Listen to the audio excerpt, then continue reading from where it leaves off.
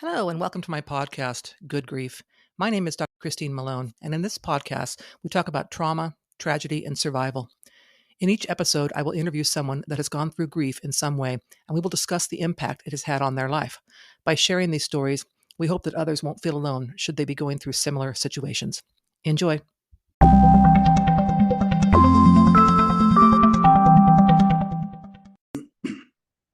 Okay, listeners, thank you so much for joining me today. My guest is going to tell us a bit about his situation where he lost his mother at a very young age. So, guest, if you'd like to introduce yourself and tell our listeners about your story.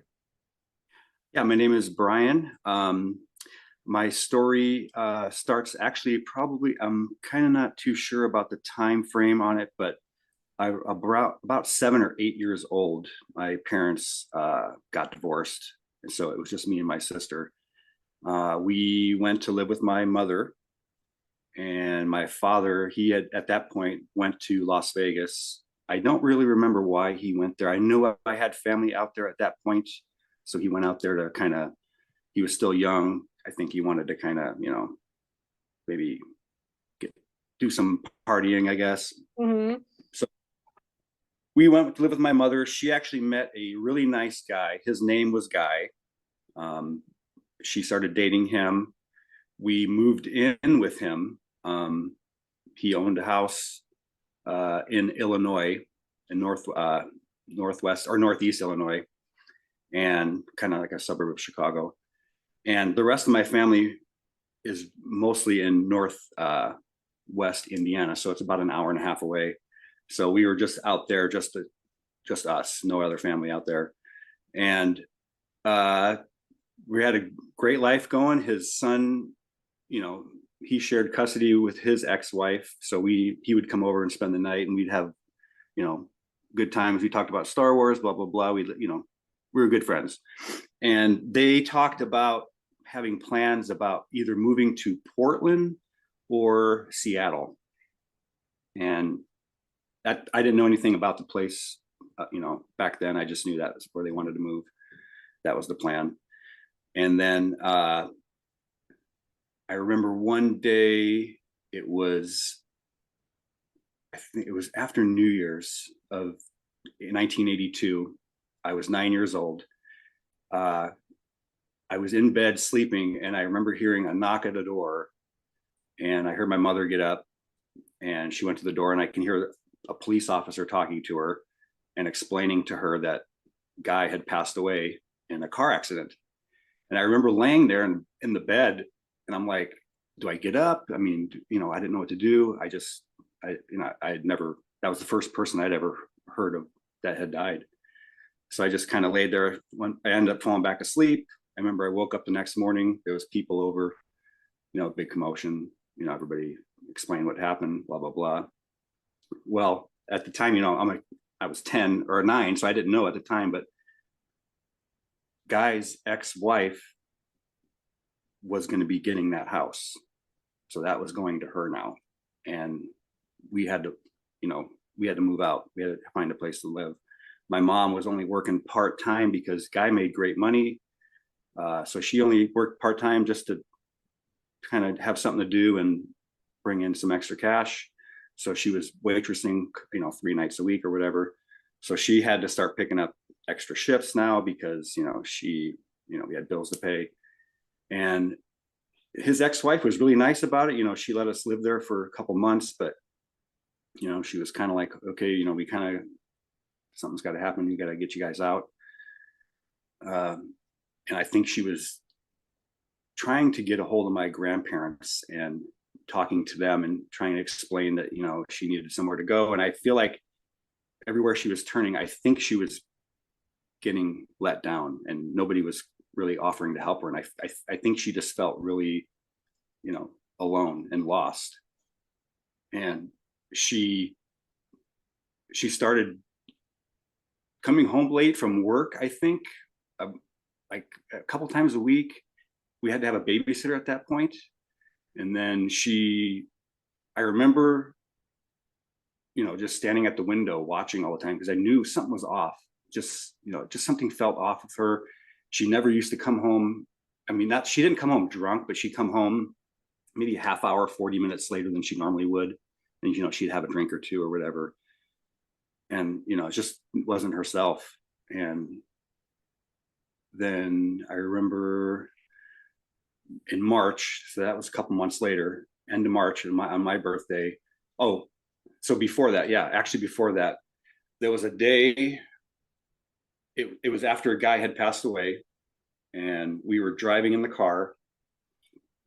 And I remember out of the blue, and it wasn't like a question, like she asked it like, what would you want for dinner? She said, hey, if I ever died, who would you want to live with? Mom or a dad or grandma and grandpa? And I'm like, what? And my sister was only like 4 at the time.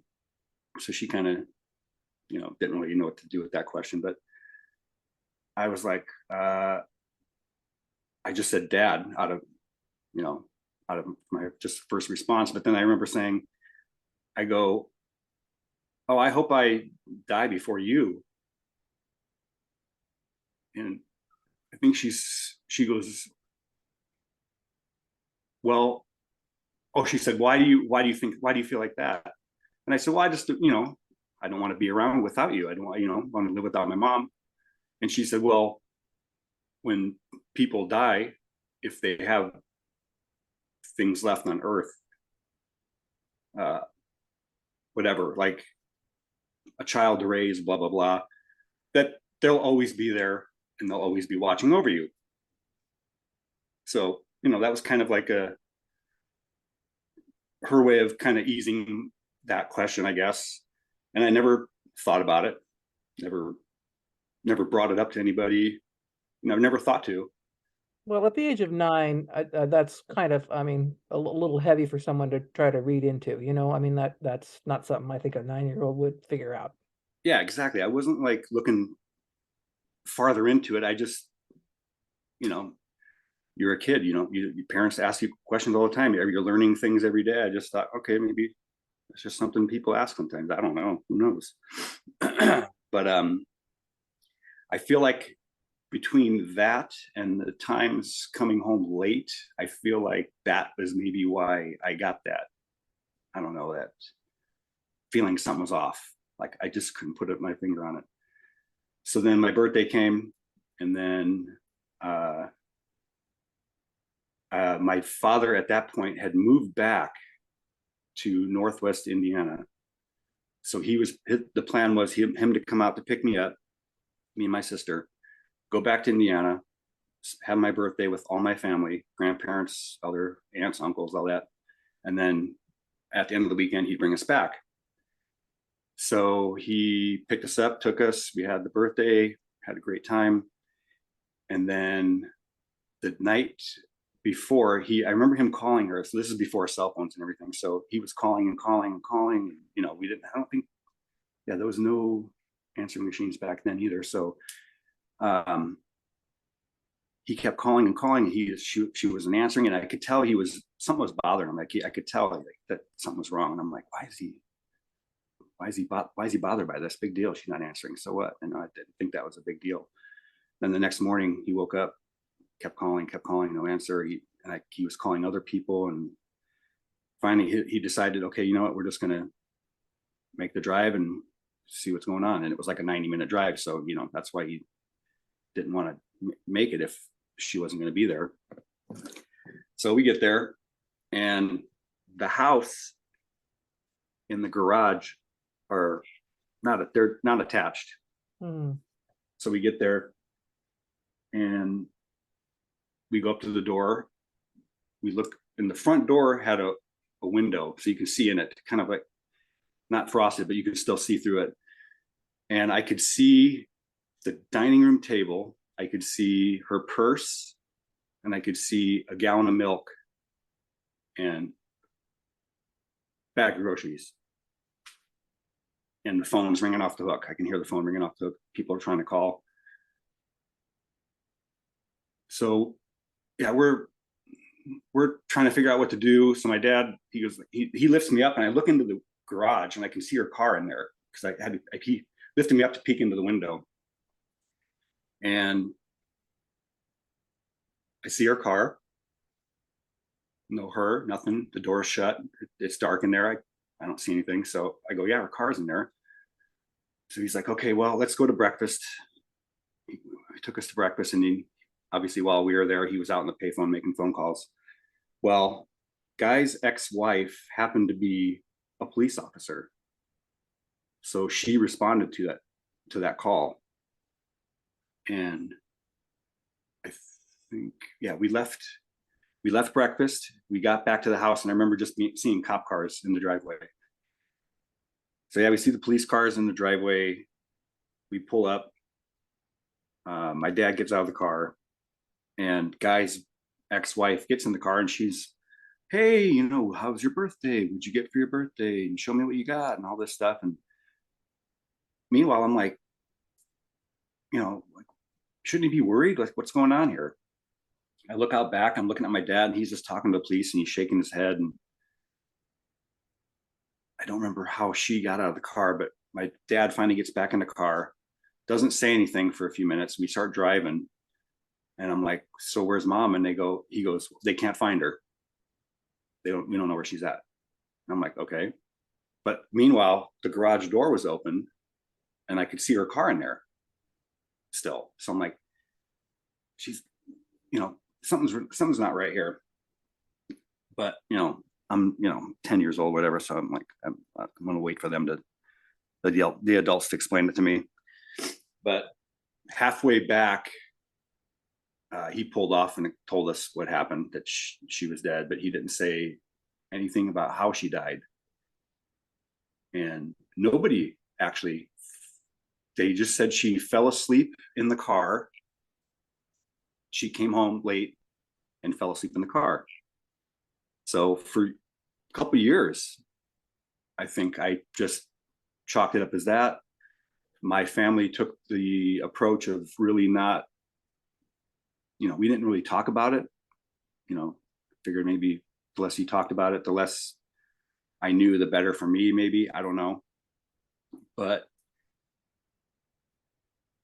talking to, friends and people outside of my family, they would say, oh, how's blah, blah, blah. And what about your mom? And I would say, oh, my mom passed away. And in talking about that, the subject would come up about how, and then I would think about how it happened. And I remember thinking, how the heck did she park the car, get out, go into the house, put all the groceries down, or her purse with everything she needs in her purse, lock the door behind her, get in the car, shut the garage door behind her, and then start the car?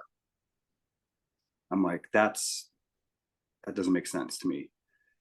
So for the longest time, I was upset after that. I was like, I was upset with my family a little bit. Why didn't you guys tell me? But half of them didn't really want to believe that that's what happened. I think they thought maybe it was an accident, and they thought, well, why push this on him if we think this? So I was never really given any other options of what could have happened with that. So I just went with what they told me. And so after that, I noticed how, in relationships after that, definitely the loss factor weighed in. If anybody I dated or, cared for was telling me, hey, I'll be home at 10 o'clock, and 10:15, 10:20 comes around, they're not there, I would start to panic and start to worry. And, unfortunately, a lot of past relationships took that as being, maybe controlling or something like that, but it was more out of a fear of, maybe something's wrong. And it's been crippling, that fear. Now, I mean, it's gotten better to this point at my life now, where I don't think like that anymore, but I do still have a little bit of a worry. I just usually, it's nice when my wife texts, hey, I just got here, hey, I'm on my way. And it relaxes me so much more after that. So But uh, my father, I remember when I looked out that back window and I remember seeing him putting his hand on his head, shaking his head. I remember him. It wasn't so much sad, but it was more like a guilt. And come to find out, my father, this is probably I was in my early, no, it was in my mid to late 20s. He was showing signs of kind of being depressed or whatever, and then he tried to take his own life by taking a bunch of pills, and uh, they seemed like more like cries for help than actual suicide attempts. But when we finally got a bunch of people together and kind of had a little intervention with him, come to find out he had been holding this guilt this whole time. My mother, I guess, had been feeling like she couldn't sleep and she needed uh, help sleeping with sleeping pills. So I don't know what he gave her, but apparently in the autopsy they found the whole bottle in her stomach, but they said they hadn't even digested yet. So that's what didn't kill her. It was the car. So I told him that, and I'm like, that. So I mean, he felt like it was his fault this whole time, and he's a stubborn guy. It was hard to talk him out of that. I'm like, Dad, I go, you did what you thought you were helping. I mean, you didn't know what she was planning on doing with that. I mean, she had just lost her fiance. You didn't know what she was going through. She needed those. So needless to say, I think he was already on that road. It was kind of too late where he was becoming addicted to pain pills to kind of numb himself. Like he didn't want to, it seemed like he just didn't want to feel anything anymore. Like he just kind of, I don't know. It just got to the point where he just passed away in his sleep one day, just from, he was mixing, his philosophy on taking pills was if you were prescribed 1 a day, 3 a day would make you feel even better. So he had always abused that, even when he was younger. Even he abused aspirin when I was a child, for Christ's sakes. But Yeah, but that's not unusual. My father was a pretty heavy duty alcoholic, and he had vascular issues. And his doctor, who didn't know because he didn't share with her that he was an alcoholic, told him that he should drink a glass of red wine every day because that would help with his vascular system. And so that meant to him to drink, 2, 3, 4 bottles of wine each day because what a little bit's good, well, then a lot's better. So right, yeah, yep. They self-medicate. They think it's they think they know better, um, but one of the kind of the, I don't want to say a cool thing that came out of it, but one of the things that came out of this was an interesting story where it was about 9 or 10 months after my son was born. And at that point, I was working graveyard. My wife was working mornings. So it kind of worked out to where when I got home, an hour later, she was leaving. So I had the whole day with my son, and, we'd hang out and play, or we'd do whatever. And I remember this one day, he was in his walker, and I was sitting on the couch, and he was starting to walk around to the back side of the couch. And as I looked over at him, I'm like, hey, where are you going? I forgot there was a picture right on my end table of my mother. And it was the strangest thing, because it was the first time in like the time he'd been born that I thought, oh my God, you're never going to meet your grandmother.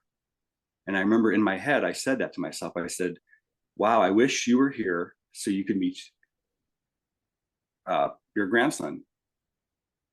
And, there's no reason for me to repeat that to anybody. So it was just something I said in my head, like my wife came home. I didn't say, oh, hey, by the way, I had this thought today.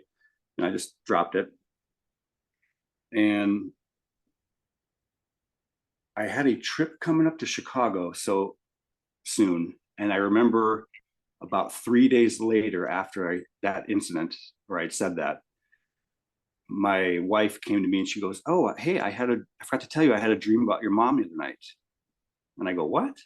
I go, "You never met her." And she goes, "I know." She goes, "But," and at that point, our son had slept in our bed with us sometimes. So he would happen to be in our bed that night.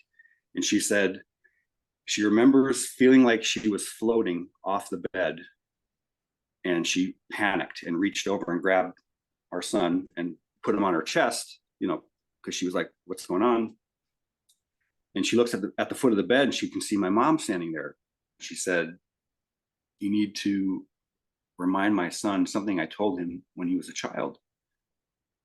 So after that, a few days go by, and I'm racking my brain. I'm thinking, what could this be? Should I not get on this plane? Is this a sign? Is the plane going to crash? I mean, you know, everything was going through my head. I'm like, it was driving me nuts. And then it finally popped into my head. It was the talk she had with me in the car. And she was telling me that she would be there.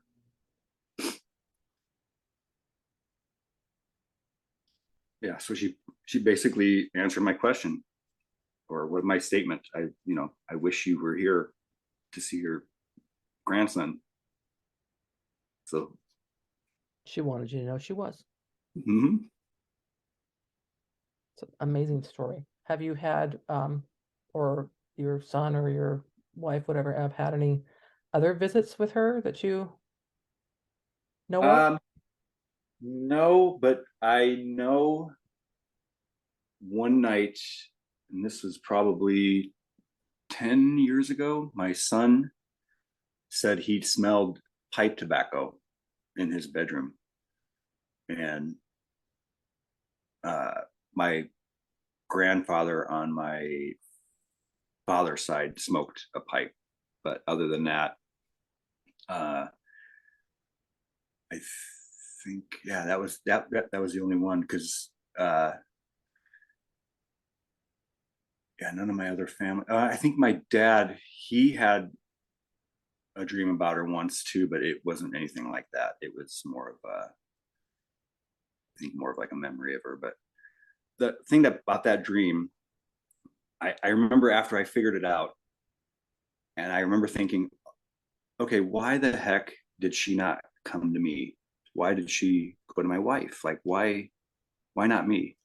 And then I thought about it for a while, and I thought, well, if she would have came to me, I would have just chalked it up as a dream, Yeah. and it wouldn't have meant anything. But coming from someone that didn't know either of those things, and that having an outside person connect those two things for me, that's when it became like, okay, she really answered me on that one. It wasn't like just a hope or a thought.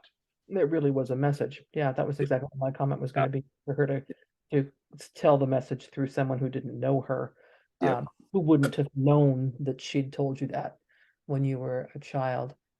Yeah. I mean, yeah, because I didn't really tell that story about what she had asked until one day when one of my aunts was pretty convinced it was an accident.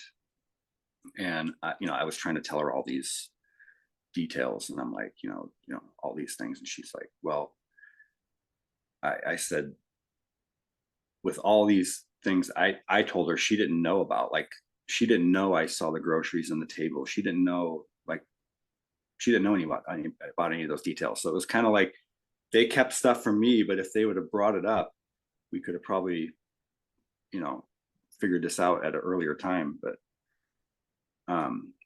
that's the other part about it too, is I think people tend to try to not talk about it because it's, I get it, it's too painful, but I feel like if you let it go too long, it can become like something inside that grows, and if you don't talk about it, it could be something painful for you.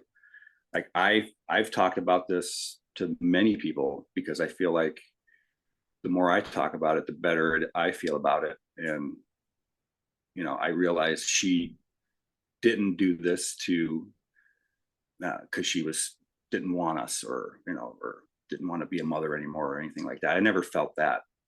I always felt like she, I felt her stress of being like alone and having nobody to turn to. I could sense it. Like I could tell, but it wasn't anything she did outright. It was just an everyday thing she did. And, I realized she had nowhere to go. Like there was nowhere for her to turn. And I think she thought we would be in better hands with either my father or my grandmother. And I think that's why she wanted to know, who do you want to go with if that happens? Because she was trying to, make a better life for us.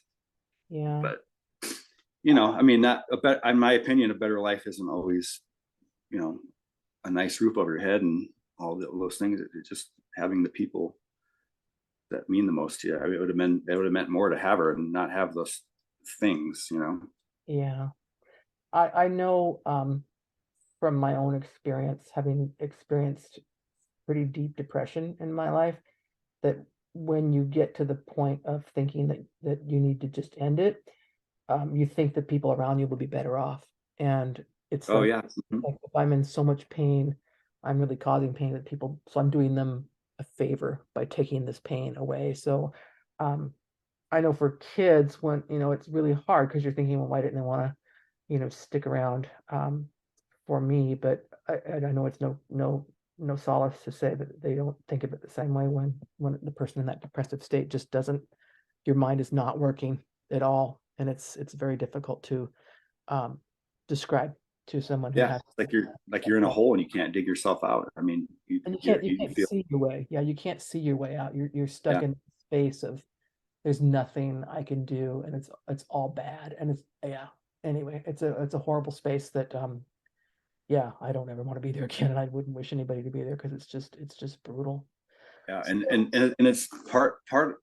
Losing a parent in that way as a kid too. I feel like you always look at your parents as not superheroes, but you know your dad's the toughest guy in the world. Your mom's yeah, the the best mom in the world. Blah blah blah. And to see that something can get to them to cause them to do something like that, it kind of wakes you up a little bit. You're like, okay, you know, I kind of gotta. It kind of made me grow up a little bit faster than I think I should have. for Even sure. though a lot of my family, I I felt like they coddled me too much afterwards. Out of guilt, they felt bad for me, and you know, I my grandmother would cook me all my meals. She did all my laundry for me. I never had to do laundry and stuff like that, and those ended up being bad things for me from when I moved out on my own. It was a rude awakening that I had all those things to do on my own. But yeah, I mean, it was crazy because yeah, I didn't realize it, but there was some animosity too with a lot of my family. Like a lot of my cousins, like were upset with me because I got such special attention from other Mm, family members. But I didn't realize I was getting it from that. I just thought, you know, they just loved me. yeah, and they were probably, and that was were these grandparents your mother's parents or your father's parents? These were my father's because my mothers were that way too in the beginning, but unfortunately, a few years after my mother passed, they passed too. So they weren't around too much longer, so I didn't really get to know them that much more. But Well, my because other I guess it'd be with those grandparents that they were trying to fill in this void. I mean, it's yes, oh yeah, I see it a lot of time with people that with kids. They instead of disciplining their kid, they say, here's a candy bar if you behave. And I feel like that was the equivalent what they did with me. Like, hey, you don't have to do your chores around the house. Don't worry about it. Well, we got it. Type thing. But so a question I have for you would be if you had having had all that happen to you as a kid, if you were talking to an adult with kids, maybe that same age, and this kind of thing happened, what would you advise them to do differently than how your family kind of dealt with this with you? uh, it it would depend. I think, like I said, with my family, I think half of them weren't. weren't willing to believe it was a suicide. I think they were torn. So that was the reason why I think they didn't really talk about it, because if one family member was telling me my mother died by an accident and the other one told me it was suicide, then we'd have a conflicting story. So I think they just chose the road of, let's just not talk about it Yeah. until he's older, maybe. So I would, I would say if it's a clear case that, someone is lost from suicide, I would say definitely talk about it, because it, it can, especially with the kid, because I feel like when you get older, you feel like you were left out, like you should have been able to be in on some of the decisions that were made or whatever. I just feel like, yeah, I feel like that I was left out of that whole situation. Like I would have loved to have known more details. I get it, I was only 10, but um and there was no way for them to know that I could maybe handle that at that time. But I think I handled it pretty well. I my whole life, my family has been telling me that they just can't believe that it hasn't affected me in a negative way. But it has, but nothing to the point where it's like, socially obvious. It's just Yeah. No, internal things. I can relate to that. Your comment about, being anxious when someone didn't come home or wasn't where they were for so long. That actually happened to me as well. When I was living in New York and my fiance at the time was in a car accident and lived for 5 days before he died. And that night, Mm-hmm. he was always home by a certain time, and that night he didn't come home. And I remember pouring myself a glass of wine. And as the time went by, I was more and more and more anxious. And I guess this is, obviously before cell phones, it's the mid 80s. And then his father called me and said, he was in the hospital. So from that point on, Brian, I want to say it was at least 20 years before I finally could get to the point where if someone didn't call me or tell me where they were, I didn't go into a panic attack. And Right. I know without a doubt it was because of that incident. And I can remember telling my first husband that you have to let me know where you are. I have to know. I can't. It can't. It's not like I'm stalking you or being possessive. I must know, or I'm going to fear that you're in the ditch. Yep. just, just Yeah. kind of And morbid as that sounds. It's just who I am. So and exactly, and that's how I am with my wife now. I just say, hey, like if I'm at work and she's going out, I just say, all I ask is if you just text me when you leave, text me when you get wherever you're at, text me when you leave, and then text me when you get home. That way, if something does happen, at least I have a time frame of, I yeah, can say, okay, between this time and this time, something must have happened. So, yeah. I mean, I even do that to this day. When my husband went to a funeral service yesterday, and it was about a 4-hour drive each way. And I told him, let me know when you get there, and then if you decide to stay overnight in town, let me know. Like mm-hmm. I just need to know. Just tell me. I mean, it's not me keeping tabs. It's me needing to know that you're okay. So I think that's definitely an impact that I can not only understand. I don't think it ever really goes away because it's No, it does. especially when you're a kid. It's just, it's ingrained in your brain, your growing brain, and so on. As you, Mm-hmm. but, wow, yours is a sad story, but I mean, I know you're a great guy. But yeah, I'm so sorry that happened to you when you were so young. It breaks my heart. Yeah, I mean, and I kind of think maybe it might have been a good thing they didn't tell me in the beginning, because at first, it was a lot to deal with, just the fact that she was gone Yeah. and not have to deal with the way she was gone. I think Yeah. um, maybe it was good that they didn't tell me that right away, um, but like I said, I think once you get to a certain age, they should know anyway. I think Yeah. they probably would have told me anyway, my family, I think. But like even on my mother's gravestone, it doesn't say the exact day she died. They didn't put that on there on purpose, just so I wouldn't see that, maybe hoping that it would never come out, you know. Yeah. That's extremely conservative of them, actually. That's Yeah, it was. It think was. about it, if you were in that situation as a parent, you would what would you would know what to do. So you want to do just what I'm just going to try to take care of the things that I can take care of, and I can do this, or I can make this decision, and because I can't, bring this person back or make it better. But um, that was yeah, that was somebody having some foresight there. So that's Mhm. great. So is there anything else you'd like our listeners to know or to hear or advice, anything along those lines?